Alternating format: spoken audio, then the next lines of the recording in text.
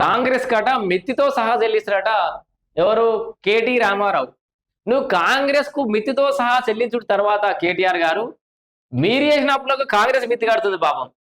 వాళ్ళ మిత్తులు చెల్లించండి ఫస్ట్. మీ అప్పులకు కాంగ్రెస్ పార్టీ మిత్తి చెల్లించడం అయిపోయినాక నువ్వు కాంగ్రెస్ మిత్తి చెల్లించు. మిత్తితో సాగిస్తారట. రేవంత్ కు చిప్పకూడు తినిపిస్తాం. కేటీఆర్ అబ్బా కాకి బుక్ ఏమైందో డీజీపీ చెప్పాలని డిమాండ్.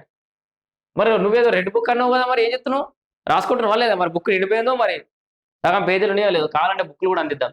2 నెలల్లో తాము అధికారంలోకి వస్తామని, కాంగ్రెస్ కు మిత్తితో సహా చెల్లిస్తామని బీఆర్ఎస్ వర్కింగ్ ప్రెసిడెంట్ కేటీఆర్ అన్నారు. ఇదే ఈ అతిగా ఊహించుకోవడం, ఇంకా అధికారంలో ఉన్నట్టుగా విర్రవీగడం, ఇదే కేటీఆర్ కు వస్తున్నటువంటి చిక్కు. దానివల్ల ఆయన వాళ్ళ పార్టీ మైనస్ అవుతుంది. మంగళవారం ఆదిలాబాద్ లో కేటీఆర్ మీడియాతో మాట్లాడారు. మున్సిపల్ ఎన్నికల్లో ఎన్ని అరాచకాలు చేసినా కాంగ్రెస్ బీజేపీకి ప్రజలు బుద్ధి చెప్పారని.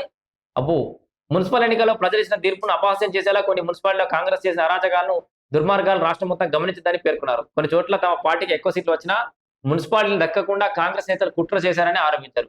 సో ఏదేమైనా డీజీపీ శివధర్ రెడ్డి పెద్ద పెద్ద సినిమా డైలాగులు కొట్టారని, రెడ్ బుక్ ఉండదు, పింక్ బుక్ ఉండదు, కాకి బుక్ మాత్రమే ఉంటుందని అన్నారని కేటీఆర్ పేర్కొన్నారు. మరి ఈ రోజు ఆ కాకి బుక్ ఎక్కడ పోయిందని ప్రశ్నించారు.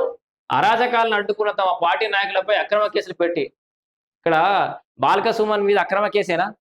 ఒకసారి ఆలోచన చేయండి. సరే, అధికార పార్టీ పని చేస్తుందా, చేస్తలేదా, అవినీతి చేస్తుందా, అవి కోసం పక్క పెట్టుర్రి. దాని గురించి మీరు ప్రశ్నించాలి.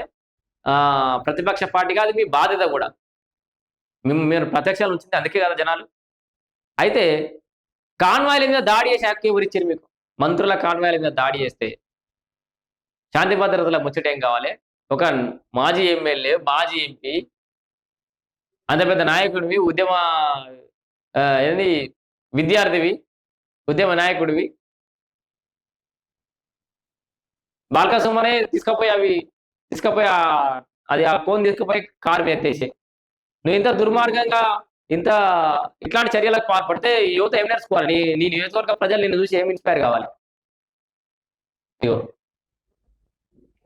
కాకి బుక్ ఏమైందో డీజీపీ చెప్పాలంటే మీ రెడ్ బుక్, మీ పింక్ బుక్ ఏదో ఉంటుంది కదా, ఆ బుక్ అయితే ముందుగా చూసుకో. కాకి బుక్ల సంగతి తర్వాత. పోలీసులను బెదిరిస్తారు మీరు, ఒక్కొక్కరు సంగతి చెప్తామని. మీరు చెప్పేది అసలు మీరు అధికారం కొత్తే కదా, వచ్చేది లేదు, సచ్చేది లేదు, మీరు చేసేది ఏం లేదు.